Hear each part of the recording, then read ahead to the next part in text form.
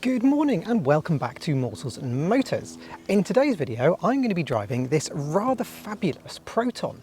This is a 1994 Proton 1.3 GE, and GE means it's the base model. We love a base model on this channel.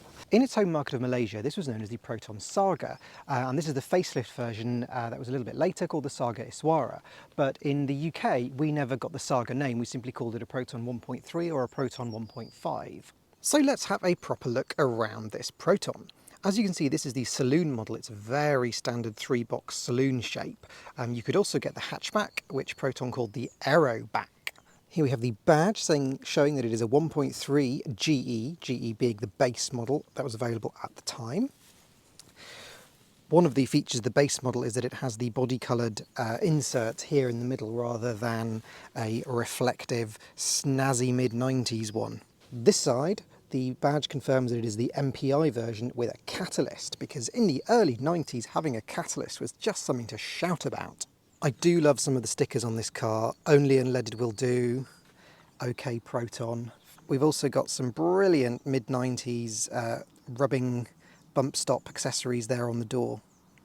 I really like this deep turquoise colour the car comes in, and with that red stripe on the insert of the door rubbing strips actually makes it look quite classy and sporty. And that red stripe seems to be a base model thing, regardless of the colour of car. So if you had a red car, you still had a red stripe. You can tell this is a facelift Saga Iswara, by the way, because it's got a much more smoothed off nose. The original ones were a bit more kind of bluff and had grills in them. Being the base model, we've got our first blanking plate, which is this aerial blanking plate, which is just fabulous because you'd expect it to be just a little kind of rubber nubbin to cover the hole, but no, they've basically engineered like the base of the aerial, but just not put the aerial in it. It's great. And let's take you to my second favourite blanking panel, which is of course the passenger mirror blank. Bear in mind, this is a 1994 car. Did not have a passenger door mirror. That was very, very late for that trend to carry on. We've got 13-inch wheels.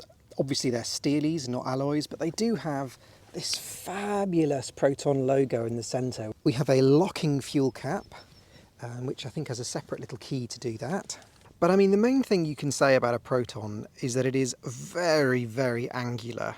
It has absolutely been styled with a ruler and is completely contrary to pretty much everything else that was on the market in the mid-90s. But of course that makes sense, because it's really not a 90s car whatsoever. It is of course a very 1980s car because it is based on the Mitsubishi Lancer, which was launched in 1983. The first Proton Saga rolled off the production line in 1985, and I've actually seen that one in Malaysia when I was in Kuala Lumpur a few years ago. But it wasn't until 1989 that Proton actually started being sold in the UK. And it's actually the fastest selling new car brand ever in the UK, because these cars were really very popular because they were so cheap. They're comparable to things like Ladas, and in fact the garage that sold this car was a Lada and a Proton dealership. So the people who bought Protons were the same people who bought Ladas. They wanted a brand new car, but they really were not interested in modern, snazzy technology. They just wanted something new, reliable, with a warranty, and in the case of a Proton, has Japanese reliability. And Malaysian style, of course. The owner of this car tells me that it cost just over £6,000 new in 1994, which when you compare to something like a Vauxhall Astra or a Escort was in the region of sort of £9,000. It's quite a saving, and you do get quite a lot of car for your money. So let me show you around the inside. So let's first of all open the driver's door with this quite nice, very demure handle made of plastic.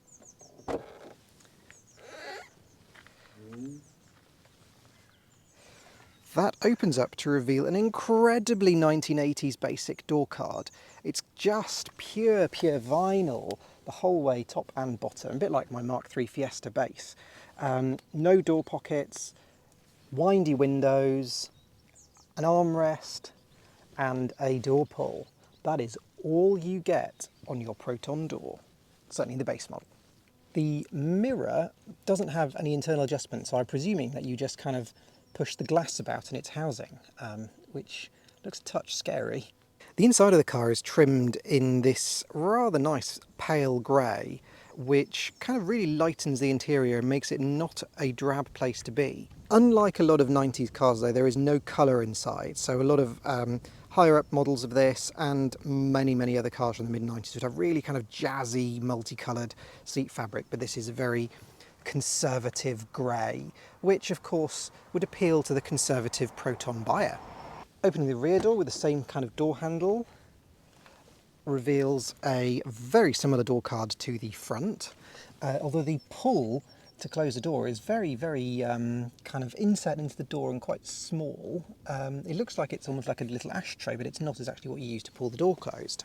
Opening the rear door also reveals these kind of outlets, grills for the ventilation system. The back is a similar story to the front. It's all very grey and very nicely trimmed. It's conservative but tasteful, certainly. And if you want a closer look, the seats are actually this kind of tweed in the middle, and then the outer edges are a grey vinyl, kind of leather look vinyl. And at the very edge of the rear seats here, we've got this kind of flocked material. It's really quite nice. Shame that's not in the middle, it would be very comfortable. The rear seats have these kind of hint at a headrest. They're not headrests at all, but they kind of just slightly arch up, as if to say, you know what, we thought of giving you a headrest, but we can't be bothered. I do very much love these original Proton rubber mats in the rear, and there's even a mat over the kind of centre hump in the floor there. Really nice. We've got some mat pockets in the back of the seats as well, so it's not completely, you know, untrimmed with luxuries. And the rear passenger, of course, gets an ashtray, which is pop-up. How cool is that? Let's have a sit in the back here and close the door, shall we? Oh, the entire car resonates with the sound of the tinniness of that door closing. You can really hear the boot lid kind of vibrated. That's crazy. Anyway, sitting here in the back is, I mean, it's all right. You've got a window that you can roll down. The seat's actually quite supportive and comfortable. The semi-headrest, you can lay your head back on it if you want to sort of fall asleep. It's really not that bad. You've got a little parcel shelf behind you as well in the saloon that you can put like an umbrella and some tissue boxes and that kind of thing on it. Legroom is, I would say, pretty average. My shins are against the driver's seat in front of me, and the driver's seat is set in my position, and I am 5'7". So if there is a taller driver, I think we would be sitting a bit like that.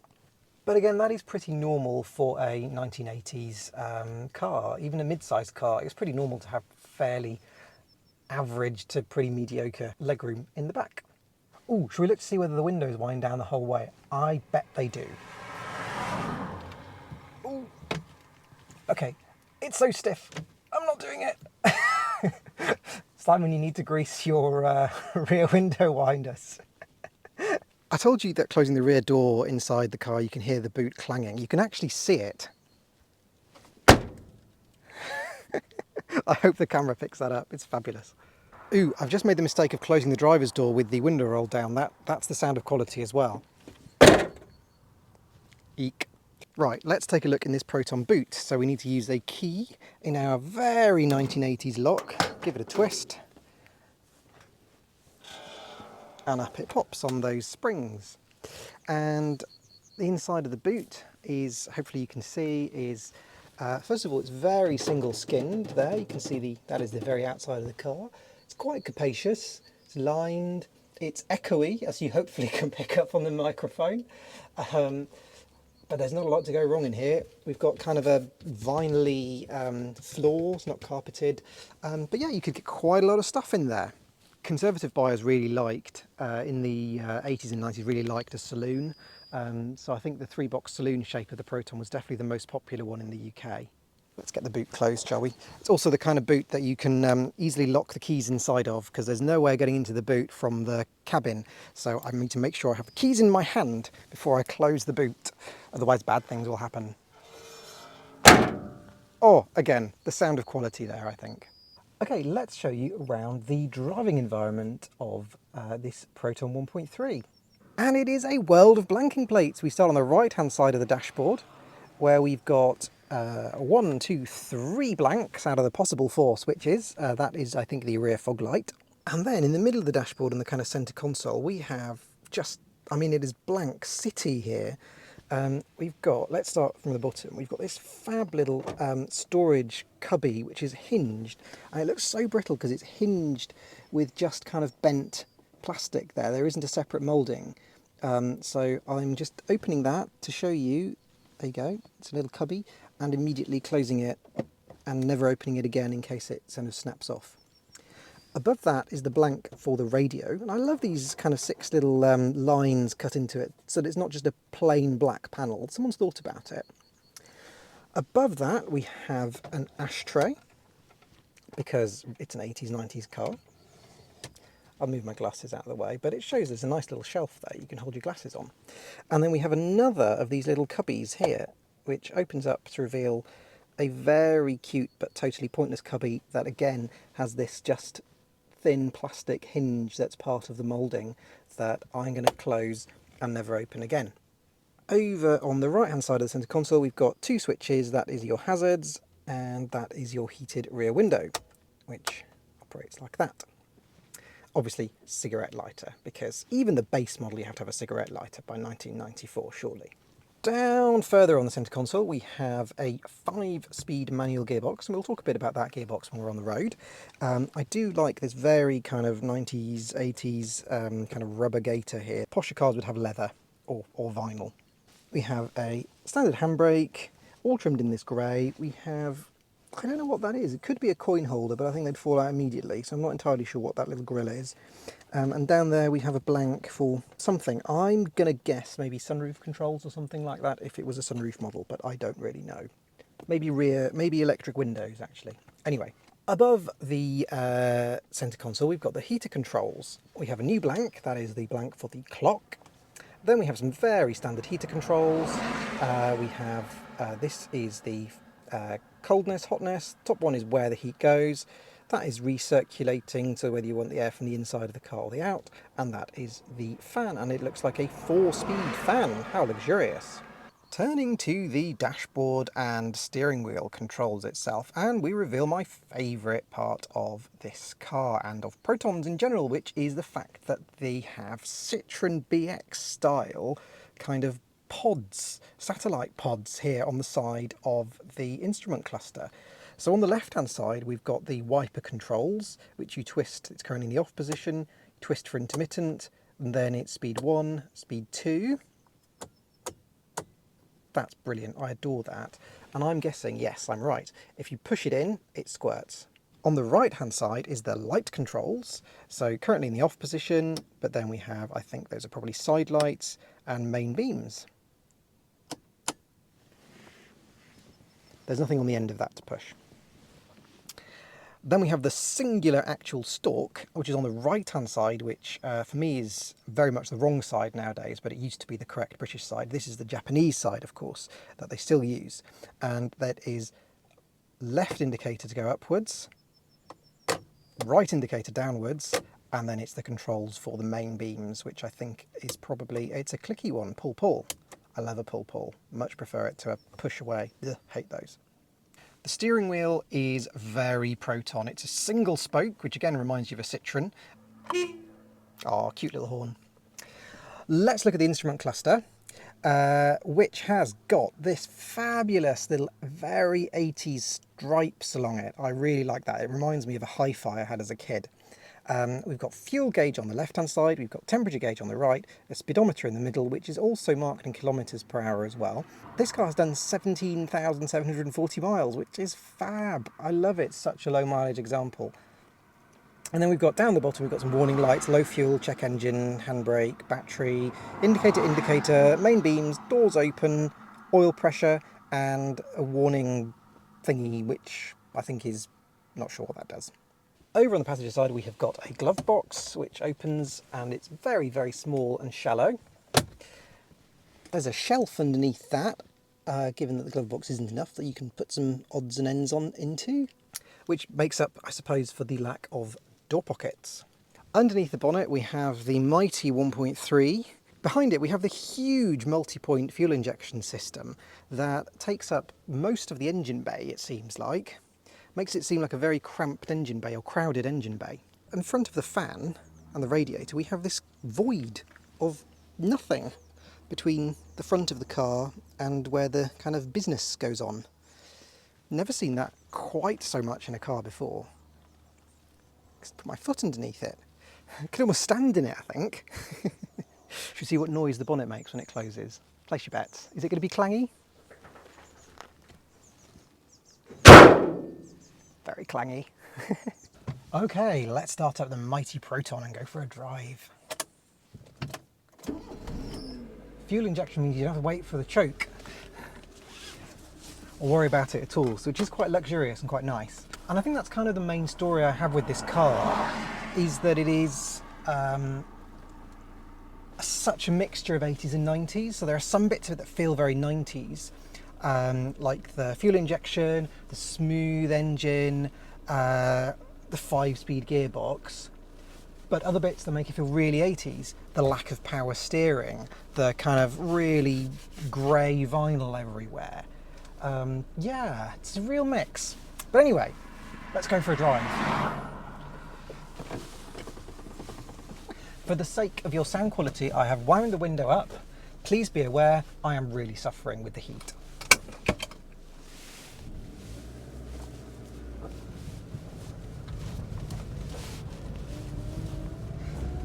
So the engine is very smooth and responsive, and quite quiet in that typical Japanese style. The gearbox, however, I don't think I can say the same for that. It is really quite clunky, especially going down to second, which I'll do just now.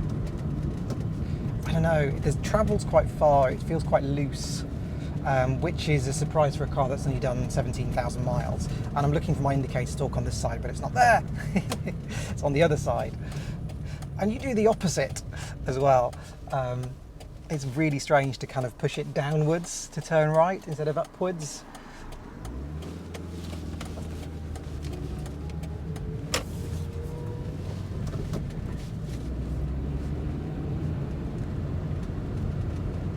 The engine never sounds harsh, it just kind of nicely revs up and pulls the car along as you would expect it to do. It just feels like any other kind of semi-modern petrol engine. Much more modern than the ones I have in, say, the Fiesta, the Metro, that kind of thing, you know, which are the old 1950s or 60s overhead valve engines. This feels much, much more refined and Japanese. All the controls are very, very light. The only thing that isn't light is the steering. The non-power steering does feel kind of out of place in this very kind of light Japanese world that we're living in this car, or Malaysian I should say really. Because yeah, the accelerator is nice and responsive and light, the clutch is easy to use, it's effortless, even though the gear change does feel a touch wobbly. The brakes are light but quite precise. But yeah, the steering kind of lets it down a little bit, that it is noticeably heavy, and it's more heavy than I experience in my 80s cars for some reason. Let's go for fifth, shall we? Woohoo! Fifth in a classic! Oh, it's so luxurious, I so rarely do that.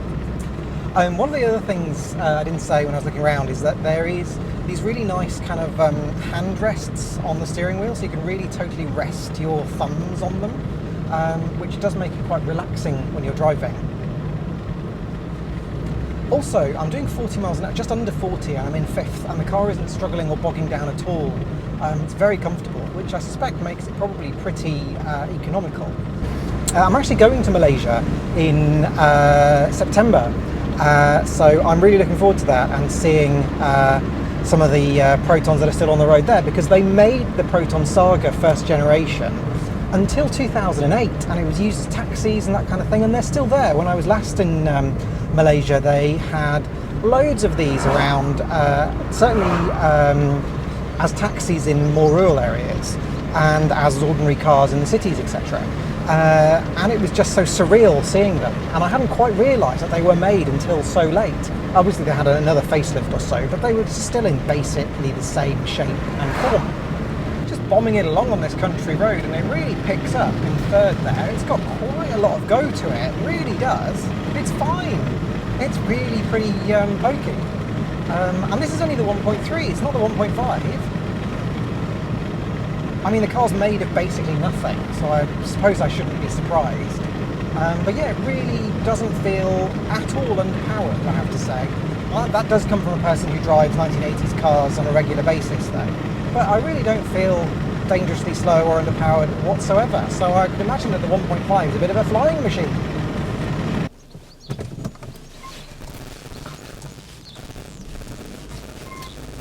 Oh god, that steering is really very heavy.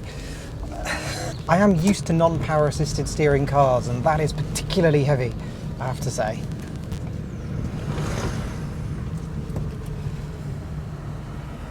Oh, plumbing in. By the time I finish driving this car, I'll have got used to where the indicators are on it. I think there's quite a lot of turns lock to lock on this steering as well, which is what makes it particularly heavy. Anyway, I'm really hot, so I need to stop recording so I can open the windows a little more than they currently are, and finish this test. So, thank you ever so much for joining me and this brilliant Proton. I've absolutely loved driving it. I think it is a great car. I've never driven a Proton before. I've never driven a Malaysian car before. If you have enjoyed this video, I'd be really grateful if you give it a like, and even more grateful if you would consider subscribing to my channel. Most recent videos I've had, a lot of them have been tinkering videos on my Mark 1 Fiesta, but my favourite videos to do are absolutely these ones, which are exploring and driving new to me anyway, and exciting cars that I don't otherwise get to drive. And now I know what a Proton is like, and I'm really happy about that. So thank you very much, Simon, for letting me borrow your car. Now I better take it back to him. Or should I steal it? I'm tempted to steal it. Nah, I haven't got space. I better give it back to him. Also, it's quite public, isn't it, to steal it on a YouTube channel? Yeah. Alright. Thanks for watching. I'll see you in the next one. Take care. Bye.